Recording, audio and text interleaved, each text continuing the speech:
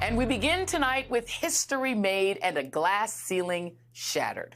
Vice President Kamala Harris is now the de facto Democratic nominee, which would make her the first black woman and first Asian American woman, because you can be both, in American history to secure a major party's presidential nomination. VP Harris crossed the delegate threshold needed to clinch the nomination during the Democratic National Committee's virtual roll call. Virtual voting began Thursday, taking just over a day for Harris to reach the threshold.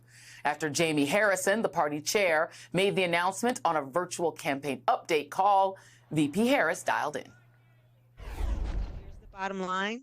I say to all the friends on the call, we are going to win this election, and it is going to take all of us. And so let's let folks know that our campaign is about the future. And it's about an expansion of rights and freedoms and for the opportunity of everyone to not just get by, but to get ahead. The DNC will not make an official announcement of the results until Monday evening, when the virtual voting process closes for delegates to this month's Democratic National Convention. The momentum for Kamala Harris is potent, like nothing many of us have ever seen. Her team announced today that it raised a stunning $310 million in July, outpacing Donald Trump, whose campaign took in $138.7 million last month. Its massive, historic fundraising haul is a remarkable turnaround, which just underscores the renewed enthusiasm from Democratic donors.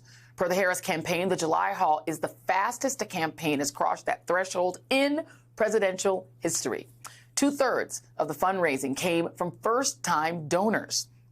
The Washington Post reports that some 94% of the donations were under $200, with teachers and nurses among the top occupations among the contributors. Let's give the young people their flowers, too. Her campaign reported having 10 times the number of donors in July as in the previous month from Gen Z, and 8 times the number of millennial donors as the month before. Some 60% of donors in July were women. Harris is also adding several top advisors to her campaign staff, including David Plouffe, who managed Barack Obama's first presidential run. Late today, President Biden weighed in on the historic moment, posting this photo and saying, quote, "One of the best decisions I've made was picking Kamala Harris as my vice president. Now that she will be our party's nominee, I couldn't be prouder. Let's win this." Harris will accept the nomination in Chicago at the Democratic National Convention in just under 3 weeks. Meanwhile, all of this momentum has caught the Trump campaign flat-footed. They just haven't been able to figure out how to pivot, down to J.D. Vance admitting in a donor call that Biden passing the torch to Vice President Harris was a sucker punch for the Trump campaign.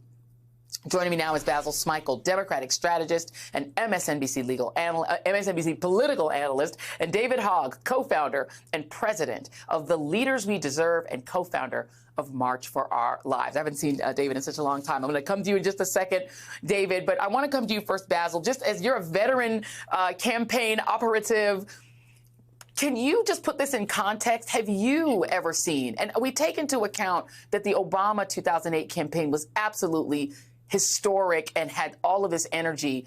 Compare all of this. Have you ever seen anything like this? Well, I certainly haven't seen anything like it in such a condensed period of time. And that's what's so extraordinary. I mean, it's not just, and I think what's important, and you were talking about this, it's not just an anti-Trump campaign. It is a pro-Kamala campaign. Yeah.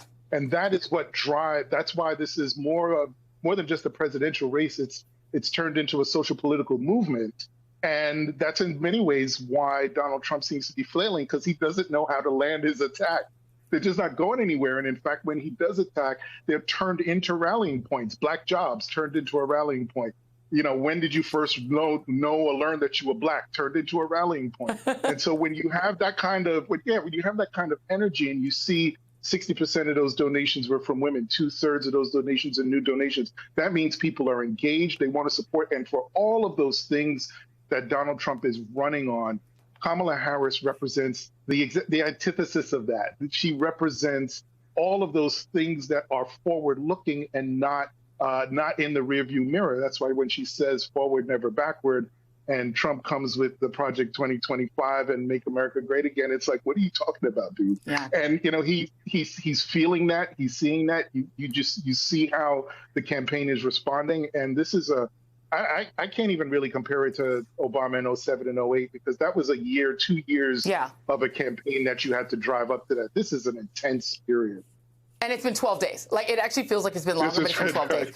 David, you know, I remember covering March for Our Lives, and the thing that you notice about March for Our Lives, especially when you guys did that big rally, was how diverse March for Our Lives is, and how Parkland students were reaching out to Black students in Detroit and Chicago and bringing them in. And when you brought all of you in a room together, you guys were like the Rainbow Coalition, right? Younger people are just more diverse. They're more used to diversity. They're more used to multiracial people. Like, none of this is odd to your generation. And so it does feel like switching from Biden to Kamala Harris has destabilized the Trump campaign because they really don't know how to run against a younger person. It's the same way that the McCain campaign couldn't deal with Obama.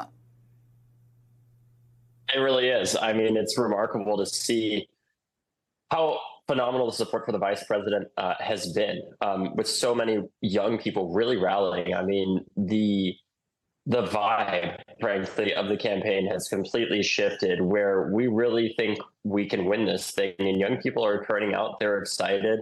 And we've seen across just everywhere, whether it's social media, whether it's conversations that I have with people in person, or just young people at her rallies, and the diverse coalition of people that you see on screen right now. We're fired up and we are ready to win. You know, we've seen this play out before. We've defeated Donald Trump once before, and he's going to get defeated again. And his bigotry, his hatred, and his racism is going to be left in history books and not in the White House. And I think the other piece is, look, and you don't want to credit, you know, sort of culture with everything, but there have been like 20 years of people seeing female presidents, people watching Veep. You know, it's sort of normalized the idea that a woman can be president, that a Black person can be president. I mean, you know, this is like normalized in the culture. And so if you're younger, it's like, this does not seem odd to you. I want to stay with you for just a minute, David, because the young people are such a huge driver. I mean, millennials don't give money to campaigns. Let's just be clear. They're giving to this. You know, people in the Gen Z are giving to this campaign. So young folks are really engaged. Do you have a favorite among the potential VPs? And is there a candidate that Vice President Harris could pick that could hurt her momentum? Let's put up the list. So we have Andy Beshear of Kentucky, the governor of Kentucky. We have Pete Buttigieg, transportation secretary. We have Arizona Senator Mark Kelly, Illinois Governor J.B. Pritzker, Pennsylvania Governor Josh Shapiro, and Minnesota Governor Tim Walz. Those are said to be the finalists. Is there someone that your friends like, and is there somebody that would turn y'all off? Look, I will say this much.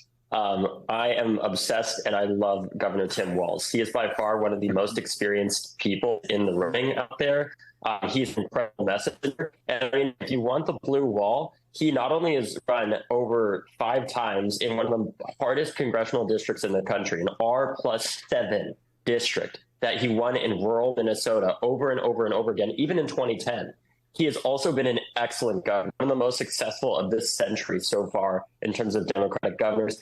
Ultimately, you know, if you want the blue wall, he is a football coach that made his high school state champions. He is was a unionized agricultural worker, a teacher, and a veteran. Tim Walz is the blue wall, and he knows how to communicate, and he has the experience on the Hill to help just advance legislation. And that's really why I would love to see him there. But let me be clear, no matter who he picks, I will be supportive. But I do think the only person that I could think of that would really hurt him a lot, in my opinion, is somebody like Marjorie Taylor Greene. But frankly, obviously, that's not going to happen. Right, exactly. The people are saying, pick a Republican. It's like, yeah, okay, let's be real here. Let's keep it real. She's not going to pick a Republican. Let me go to you, Basil, just on the strategery. I think those of us who are following this campaign know how obsessed that the campaign is with Pennsylvania. It is the state that President Biden, when he was in his polling, was losing by the most. It's the state that still got the largest gap in favor of Donald Trump, if you believe the polls this early, which I'm not sure how useful they are. But the campaign is concerned about Pennsylvania. Does that mean that sort of de facto we should be assuming it's Shapiro?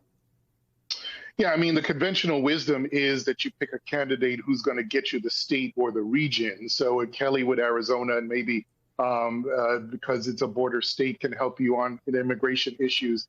does Shapiro help you with Pennsylvania? I absolutely believe that Shapiro can do that. But I look at the issue of synergy and energy, right? Is there someone that can match her energy? Because the one thing you don't want is someone who brings it down a little bit, right? When there's so much going on.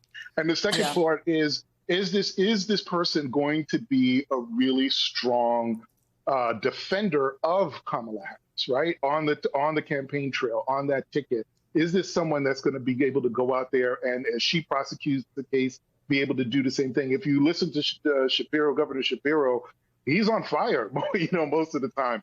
And so, yeah, I think that he represents in many ways some of that energy and helps you with Pennsylvania. But I do think it can help you with some of those Midwestern states as well. But I'm somewhat agnostic on who she might pick, because I do think they can all be helpful in some way, shape, or form.